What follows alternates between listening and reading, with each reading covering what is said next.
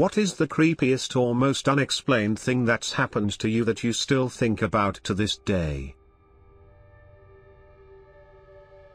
Was camping alone in a small one-person tent.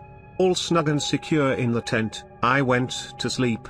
Was woken by a clap of thunder at 3 a.m. to discover both the inner and outer tent door was wide open. That was freaky. I was living in Boston.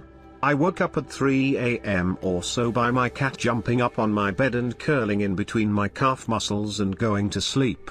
My cat would do this every night since I was 5 years old. That was his spot. It was something I was very familiar with. Thing is, my cat was living with my parents on the West Coast. So I couldn't understand what the hell I just felt. But I knew it was my cat. I just figured I was dreaming.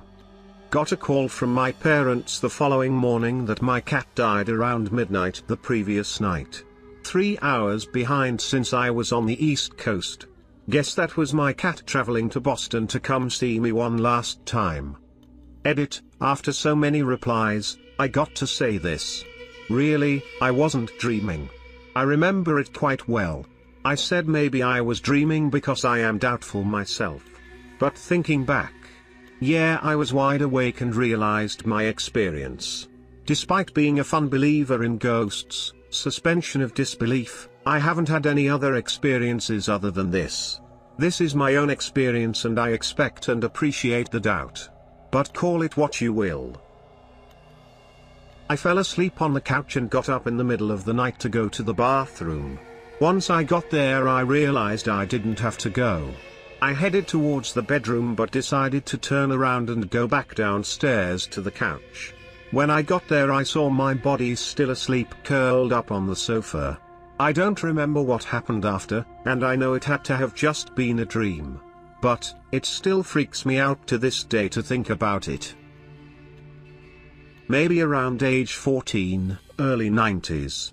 We were traveling from TX up to Tacoma, Washington. We were about out of money, almost out of gas, no food, stuck in Chico, California. I sat in the car while Mom took my younger sisters to the restroom at a gas station. I was riddled with anxiety about our situation and looking down. The car door opened and I looked up. A lady that looked like a brown-haired Brady mom sat in the seat and faced me. She said, "It seems like you're down on your luck. Take this and give it to your mom. Tell her to pay it forward someday to someone who needs it." I looked down into my hand and there was a $100 bill. I looked up and she had disappeared. Nowhere in the parking lot, just vanished. I cried. When Mom came back I told her what happened and she cried. We got gas. There was a guy selling oranges on the side of the road and we bought a bag and went to a local park that had a part of the river with a little spillway dam and went swimming and ate oranges for a couple of hours before getting back on the road. I never saw the lady again, but she saved us and we did make it up to Tacoma to start our new life. Thank you, stranger lady with invisible powers, we never forgot your kindness. In college I was roommates with my childhood best friend for about 2 years. We are very trusting with each other, we would go into each other's rooms freely and grab whatever we needed. To borrow clothes, hairbrush, perfume, etc. No questions asked, just a knock if we were in the room to let each other know we were going in. Our rooms are across the hall from each other, with the hall facing the kitchen. So from the kitchen you could see down the hall where our rooms were. At the time my friend had very long black hair and she's very fair-skinned. One day, I get home from work, with my headphones in my ear talking to my mom about my day. I go in the kitchen and grab a snack. I see her walk out of her room and go into mine, leave my room and go back into hers. She looked like she just got out the shower, her hair was soaking wet and she was wrapped in a white towel. Her long black wet hair is what I distinctly remember. Also, she made no eye contact with me, but I didn't think it was weird. I didn't say anything to her since borrowing each other's stuff was normal. I'm still on the phone with my mom so I don't think much of it. I grab my snack, hang up with my mom and go into my room to watch TV. I figured she's getting ready to go somewhere and we'll talk later. About an hour passes and I go to the kitchen to clean the plate I ate on. I see her in the kitchen making something to eat and I tell her, "Hey, what did you grab from my room earlier? Did you find what you needed?" She looks at me like if I was crazy and says, "What are you talking about?" So I say, "Yeah, earlier when I got home I saw you go into my room and grab something. Did you get what you needed?" Sorry I didn't say hi, I was on the phone with my mom. She asks me if I'm sure I saw her. I said yes 100%. She tells me to grab my phone and go to her car ASAP, that she needs to show me something. I had my phone on me and she grabbed my keys from the kitchen counter along with her purse and she drags me out the front door and into her car. She then tells me she got home maybe 5 minutes before we started talking. She had spent the night at her boyfriend's and hadn't been home all day. So she has no idea who I saw. I'll never forget the look on her face when she told me this. Complete fear and panic. She called the cops and they came along with the apartment manager. They checked the whole apartment and found no one. Nothing amiss. And they were in there a while checking every nook and cranny. The manager got maintenance to change our locks and gave us new keys that day.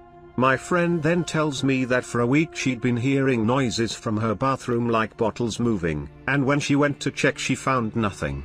I have no idea who I saw going in and out of our rooms, but it looked exactly like my friend. I don't drink or do drugs. Not on meds. This was in 2014 and I still freak out when I think about it.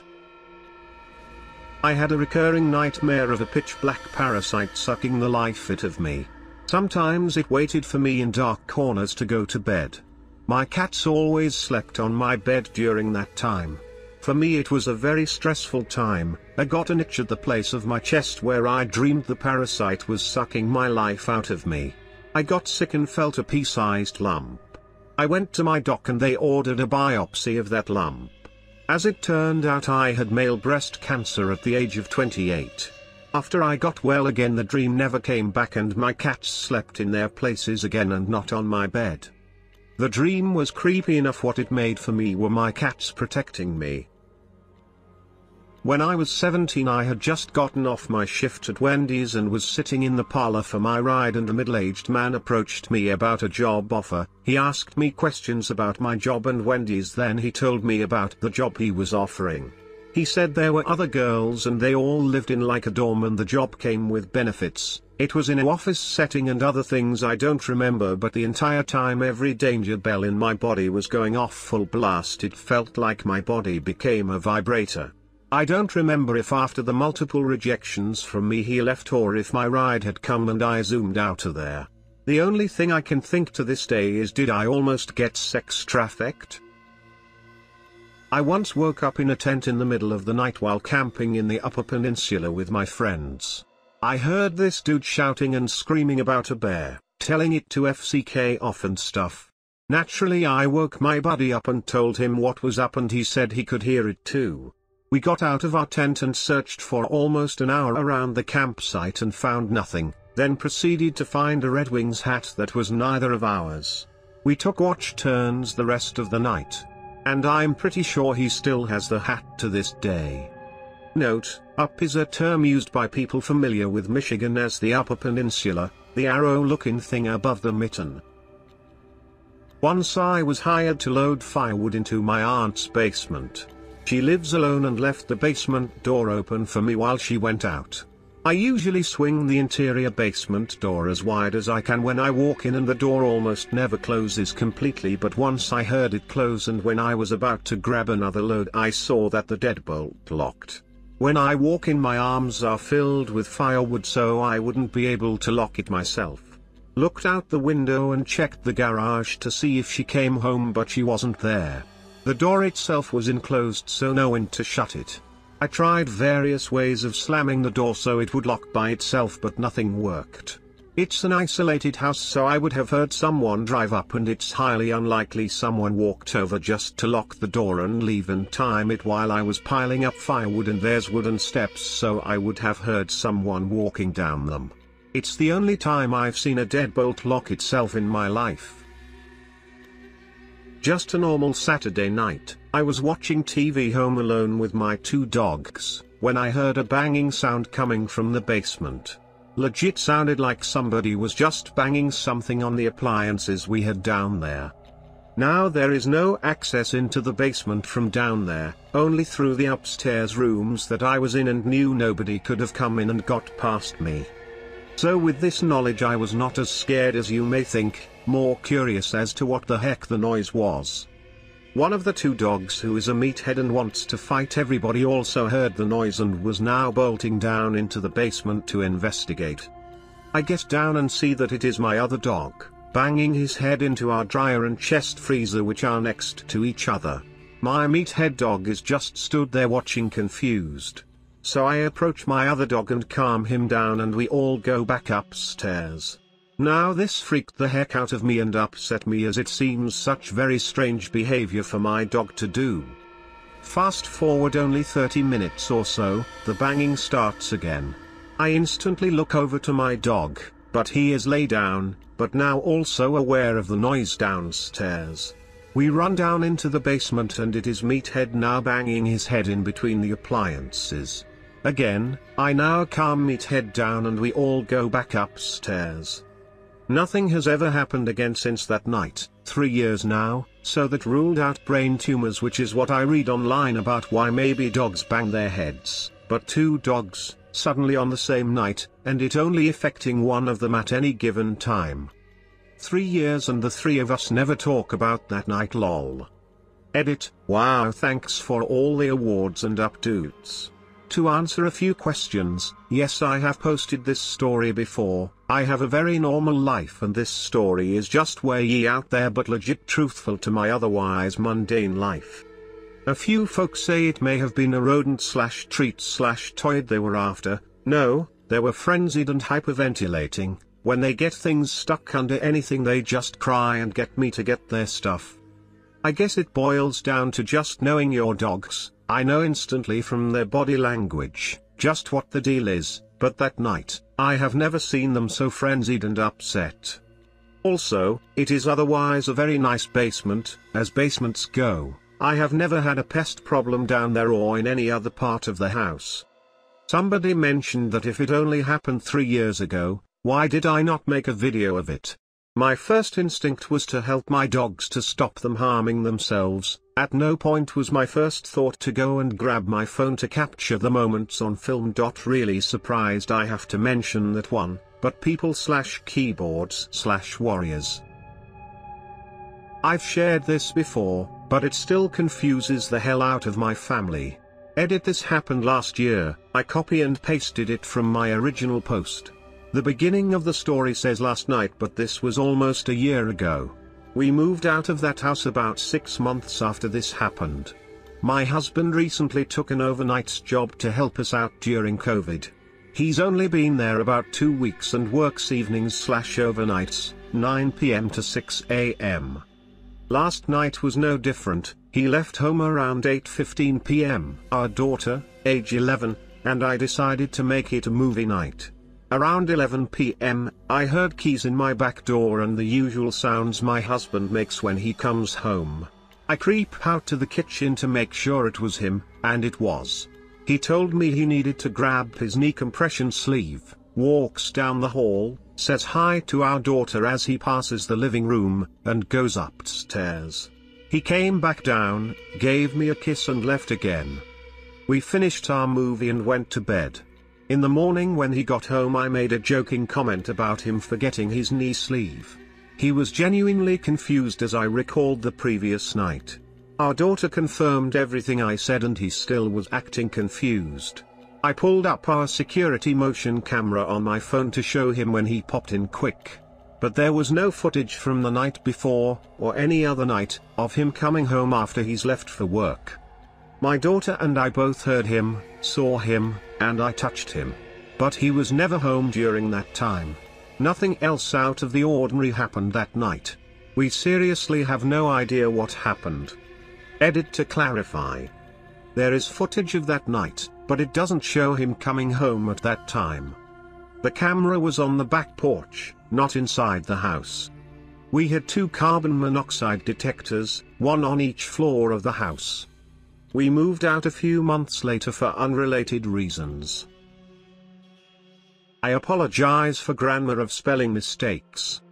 There was a kid in another class at my school in 6th grade that was genius. I don't mean like, oh he's really smart cause doesn't need to do the homework and still gets a 100s. Like he's was doing advanced calculus with a local college professor after school. This kid was smarter than everyone. So one day our computer system for the entire school goes down.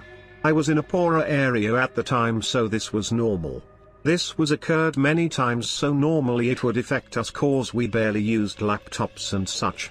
The only class that was affected was the computer class. This kid was in the computer class. 3 or so hours later when I'm class with him during social studies. 3 guys with FBI jackets on and our local chief escorted him out of the building. We were told nothing, the parents were told nothing. It never hit the news. To this day we have no clue what he did. Except every single teacher I've asked about this says they were also told nothing. I haven't seen the kid since and I can't find a trace of him going to any other school or ending up in trouble. He just fell off the face of the earth with his parents. Yeah, I forgot to mention that parents also disappeared and no one really looked for them after a month or so. I still think about that kid. My nana, great-grandma, and mum were very close but lived overseas from one another my whole life. They talked on the phone every Sunday, but because it was an international call, it was extremely expensive, so they took turns calling every Sunday at 8 AM to make the cost equal. However, due to a 4-minute difference in clocks, Nana always ended up calling at 8:04. Also, the caller ID never showed up. Mum called on a Sunday, Nana died on a Tuesday. The following week, we're sitting at the table eating breakfast, and Mum notices it's 7:50 AM. Nana would have been calling any minute. She gets emotional, I comfort her. Then at 8:04 AM the motherfucking phone rings. The called ID reads unknown caller. We look at each other like, what is this, some sort of sick joke? She answers, there's nothing but static at the other line, and some garbled voice recording. The only decipherable words in it are, we hope you enjoy your trip to paradise. Click, phone cuts off. Absolutely no explanation for that one. Still baffles me to this day. Edit, I've been wanting to tell this story for years now, but every time I find a creepy/inexplicable thread it gets buried. So glad people are finally hearing this one, lol. Some have said maybe someone was playing an elaborate prank, but I'd prefer to see it as Nana sending us one last hurrah. She really loved my mum and I a lot, as we did her, too. She was a really kooky lady and this ending was extremely fitting of her. I woke up in the bath at a very specific time, like 5:45. Twice. 10 years in between. Water was getting cold, I was naked. No memory of getting there, some fragments of like seeing my own hand turning on the tap. No drugs or alcohol or even medication involved. The worst thing was the fear. When I woke up I felt an inexplicable, almost primordial, dread. Lasted for hours, I was shaking, couldn't function. Still freaks me out thinking about it. Might have been 3 times, I can't remember properly, I still get the shakes from the memory.